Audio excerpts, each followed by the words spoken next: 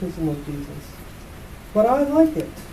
And Steve's not preaching, so I get to pick what I want. He picks what he wants.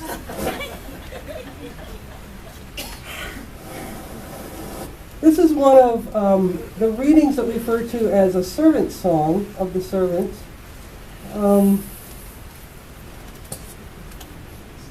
It's a tough time for the community of Israel. They are actually kind of wondering what happened to them. They didn't expect ever to be taken captives, and yet in the 6th century what's it not called Common Era, before the Common Era, whatever it's called now, what we used to call BC, now we call it something else to be politically correct. The Babylonians actually came and defeated the Israel people. They destroyed their temple and took them away in chains. If you're familiar with the scriptures, you may have read, by the waters of Babylon, where we sat and we wept. Well, that happens before this, and we're not really sure who the servant songs are about. Some people say it's about Cyrus, the Persian king, who actually ransomed Israel and brought them out of a Babylonian captivity. I'm not sure where to stand anymore, so I'm just going to stand wherever. Just set myself on fire or mess the mics up or something. Right hand. I never could get that dance down.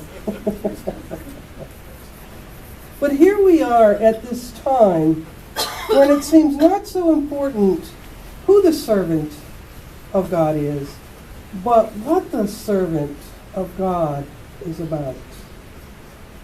This to me is one of the most beautiful readings that we have from Isaiah that we use during this time of Advent. And I know Advent is a season that not every Christian denomination celebrates or speaks about. But we do in the United Church of Christ talk about Advent. In other traditions, older traditions than ours, it used to be a time of sacrifice and a time of penance and penitential behavior. We don't do that purple penitential thing anymore. Many Protestant denominations, including our own, do blue as the color of Advent. And we do blue because it's the color of hope. The color of hope. It's also the color of the beautiful sky at night, if we can see it in those places where it's unaffected. The color of hope. And the first Sunday of Advent is what we call Hope Sunday. The second Sunday is Peace Sunday. The third is joy. And the fourth is love. And those are the 4 Sundays we celebrate, the 4 candles we light. And it's a time now, these 4 Sundays that precede Christmas, that we hope we grow closer to God. I'm pretty sure it wasn't happening for everyone this past Friday or Saturday or tomorrow online for people when they shop. Does everybody have their shopping done? Anybody start it? Most of it. Do you? Yeah? Mine's done. Mary gets the same thing this year that she got last year. Nothing? Better than other things. Right? There's no coal in the stocking. A time to grow closer. A time of invitation where we take a step out of the craziness of all that's swirling around us. And there's a lot swirling around, I understand, for our college students who have exams and papers and finals and all that stuff happening. And other stuff we get ourselves involved in, whether it's parties or giving parties or hosting parties, going to parties, running around to special events and tree lightings and all that stuff. We get busy. We get busy.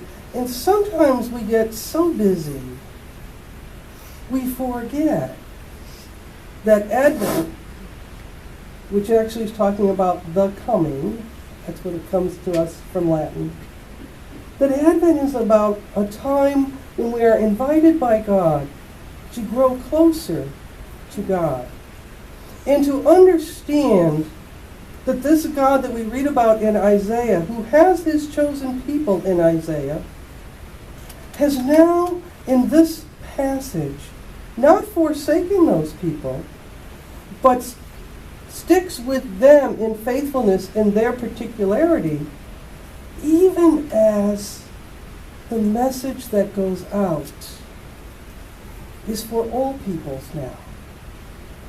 It's a message for all peoples, all the people we meet. And so we read, "Here is my servant whom I uphold, my chosen, in whom my soul delights." Have you ever identified with that?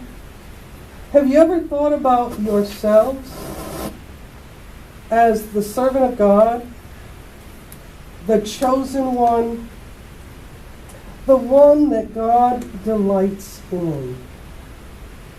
Because God sees us with Advent eyes.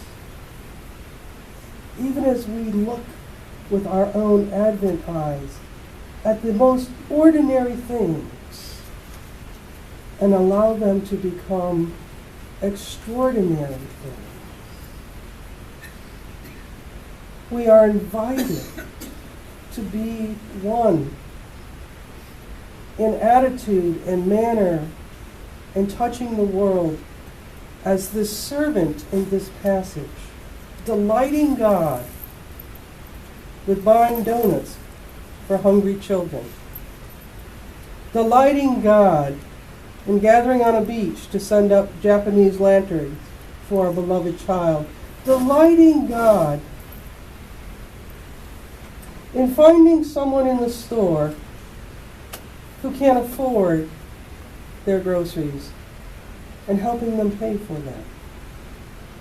Delighting God in surprising someone following through a toll booth where there's actually a person and paying that person's toll. There's all these little things. But there are other things we can do as well that don't cost a penny.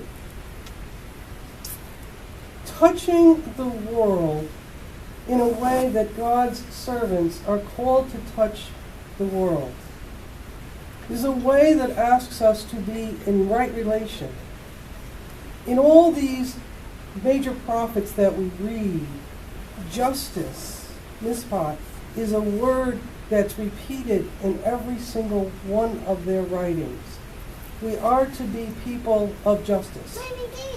Not people of retribution, not people of judgment, not people of sentencing and condemning, but people of justice. That's what this God does. And God's servant who comes, and we believe that Matthew actually wrote Matthew's gospel to kind of make it sound like Jesus was this Isaiah person we read about. Jesus comes and we identify him as the one whose spirit God has put upon him. One who will bring forth justice to the nations. Justice to all the nations. Not just to us personally, not just to our families, not just to our faith tradition, not just to our country, but to all peoples of the world. And what will this servant be like? Think about it. How were you when you went and did the Friday shopping? You will not cry or lift up your voice or make it heard in the street. Right? That's not us. A bruised reed we will not break. The servant of God is a person of gentleness, a person of tenderness. And we are called to touch one another. And all those that somehow find their way into our day, whether they're children we teach, whether they're people at Home Depot looking for Bev to get off Santa's lap so they can get on. Whether they're clients of ours, whether they're people we have to deal with in business, whether they're neighbors, whether they're people we meet in the stores. Wouldn't it be neat if everyone we met adopted this persona of the servant who is gentle and tender? But we're not in charge of them. We're only in charge of us. And so this day, we are told and challenged to be people of justice, to faithfully bring forth God's justice, not ours, but God's.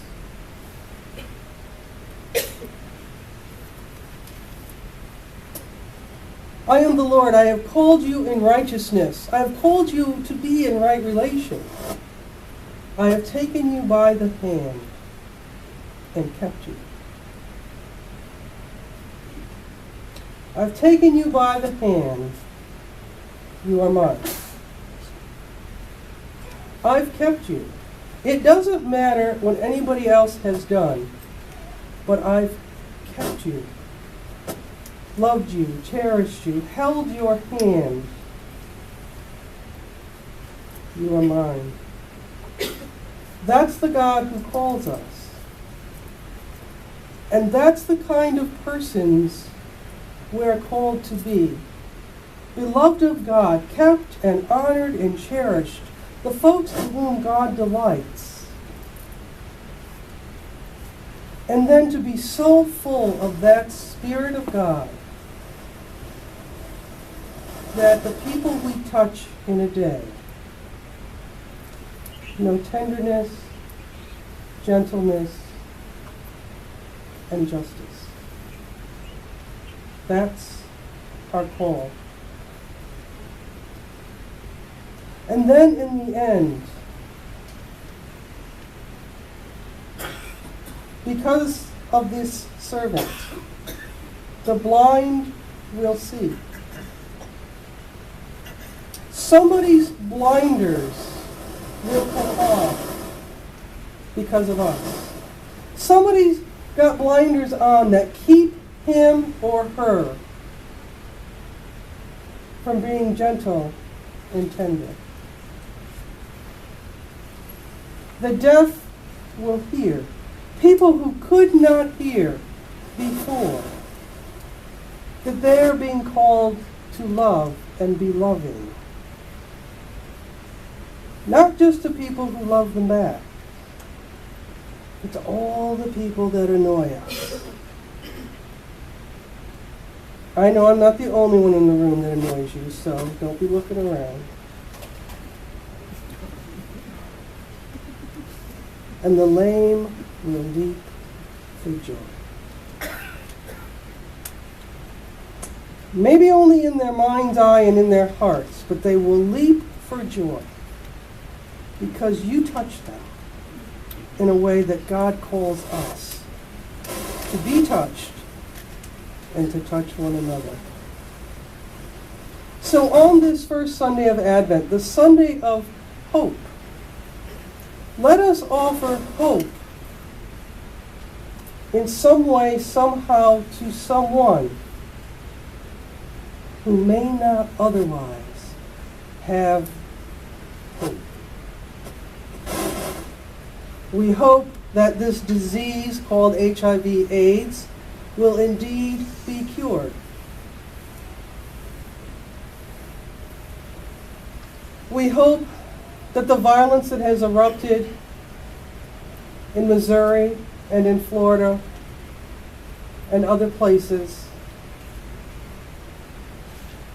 will be replaced by peace and calm, not because we accept injustice, but because we work to be persons of justice. We hope that wars will come to an end. We hope that somehow hungry children will be filled. We hope that all diseases will someday be cured. And it's like what the USF kids started, I guess, last week. What's it called? It's up to us?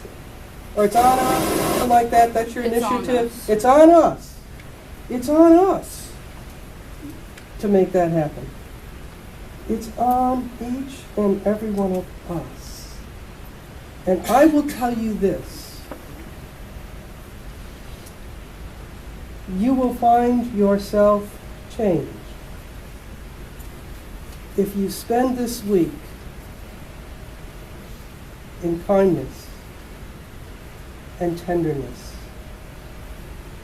and somehow in your own unique way that is no one else's call but yours, bringing justice somewhere, somehow, to someone in our world. You are God's beloved, chosen, called, and kept, held by God's hand, never to be let go. You are God's own. May you live and love as you believe. Amen. Amen.